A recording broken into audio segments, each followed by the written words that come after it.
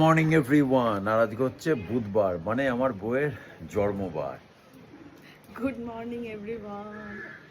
আর আজকে আমাদের দুজনেই একটুখানি কি বলবো, সকালবেলা ঘুম থেকে উঠতে ইচ্ছা করছে না, জোর করে তোলা।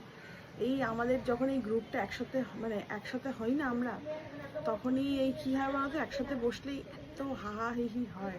আর যেখানে বসে হয় তারাও ভাবে যে এরা কোথা থেকে এসে জুটেছে। হ্যাঁ, তো সারা বুঝতে পারে যে হ্যাঁ, টিম এসছে একটা।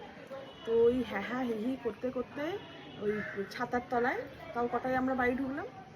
11টা 11:30 হবে। 11:30টায় বাড়ি ঢুকলাম। বাড়িতে শুতে শুতে ধরে নাও 12টা।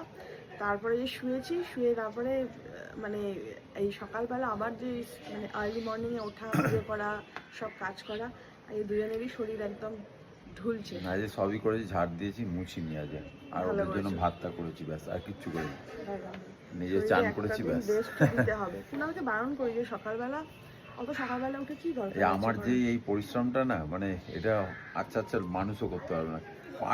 পার ডে সে যত রাত্রিরেই আমি মানে আসি আর যাই করি, এই এক্সিবিশন হয়, রাত্রির 1টায় ঢুকি, সেই সকালে আমার 5টায় ঘুম ভাঙবে, ওদের জন্য ভাত করা, আমাদের ঘর ফর মোছা, পরিষ্কার করা, এটা আমার নিয়মিত চলেই এসছে। আর ওই জন্য আমাকে না ভগবান তুলেও দেয়। আমি যত ভাবি ঘুমাবো, কেউ এসে যেন মনে হয় ঠেলে তুলে দেয়, উঠতে হবে তোমাকে। তা যাই হোক, কিছু করার নেই, এটাই লাইফ, এইভাবেই চলতে হবে। ইচ্ছা তো করে যে শুয়ে থাকি,